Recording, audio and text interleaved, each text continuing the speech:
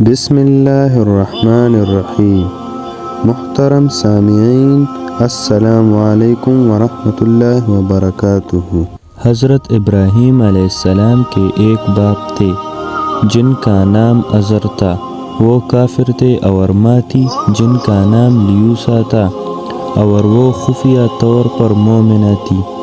حضرت ابراہیم علیہ السلام کی پیدائش ایک ایسے بادشاہ کے زمانے میں ہوئی جس کا نام نمرود تھا۔ وہ جا و حشمت والا اور بت پرست تھا۔ جب وہ پوری دنیا کا مالک ہو گیا تو اس نے خدائی کا دعویٰ کر دیا، تو لوگوں نے اس کے خوف سے اس کی پوجا شروع کر دی۔ تو جب حضرت ابراہیم علیہ السلام جوانی کے قریب پہنچ گئے تو اپنے والد کو اپنے قول اتتخذوا اصنام الاخی سے خاموش کر دیا۔ کیا تم بتوں کو معبود قرار دیتے ہو؟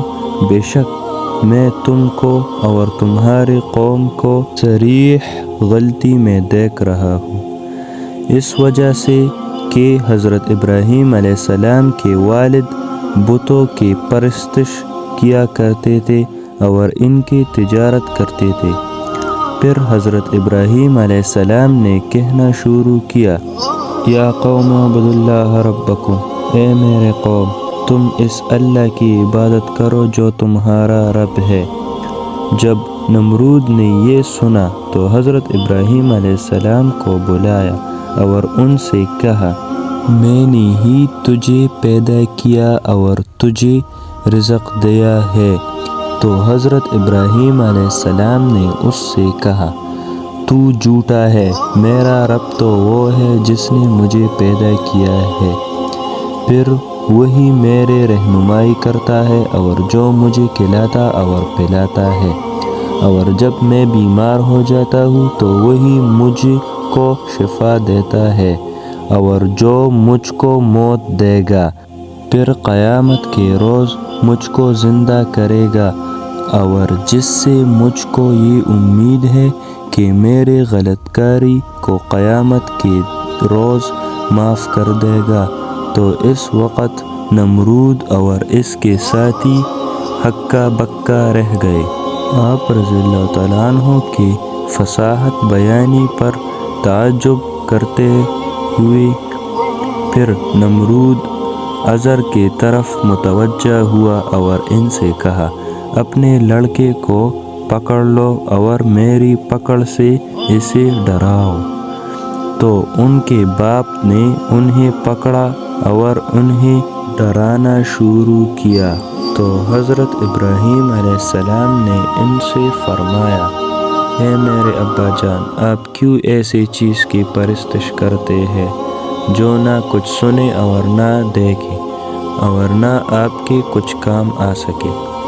تو آپ کے باپ نے آپ کو جھڑک دیا اور زجر و توبیخ کی۔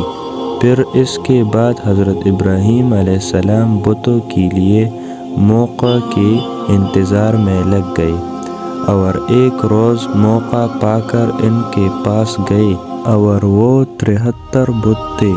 تو ان تمام کو کلہاڑی سے توڑ دیا اور بڑے بت کو بری نیت سے چھوا تک نہیں، بلکہ کلہاڑی اس کے گردن میں لٹکا دی اور چلے گئے۔ تو جب وہ لوگ ان بتوں کے پاس گئے اور انہیں اس حال میں پایا تو وہ سمجھ گئے کہ یہ کام ابراہیم علیہ السلام کے علاوہ کسی اور نے نہیں کیا۔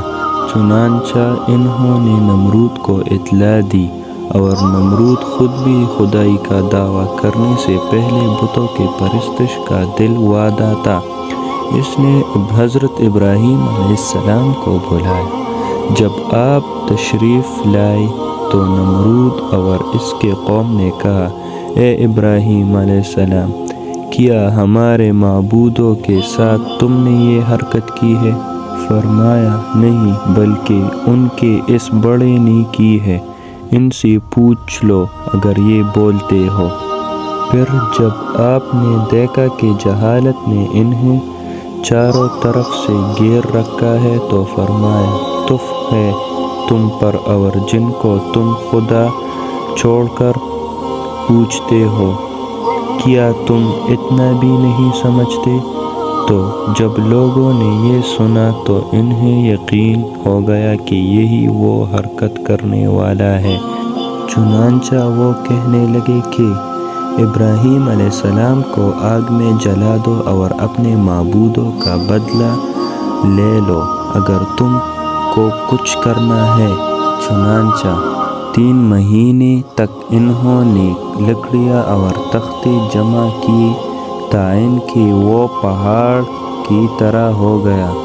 پھر انہوں نے اس میں آگ لگا دی تو وہ آگ بھڑک اٹھی یہاں تک کہ اس نے فضا کو بھر دیا اور اس کی گرمی ہر 4 جانب پھیل گئی، اور انہوں نے منجنیق تیار کی اور اس میں حضرت ابراہیم علیہ السلام کو رکھ کر آگ میں ڈال دیا تو وہ آگ حضرت ابراہیم علیہ السلام کے حق میں ٹھنڈے اور بے گزند ہو گئی، اور پانی کا چشمہ پھوٹ پڑا اور اس کے بغل میں انار کا درخت اگ آیا، اور حضرت ابراہیم علیہ السلام آپ کی خدمت میں جنت سے تخت، تاج اور جوڑا لے کر حاضر ہو گئے۔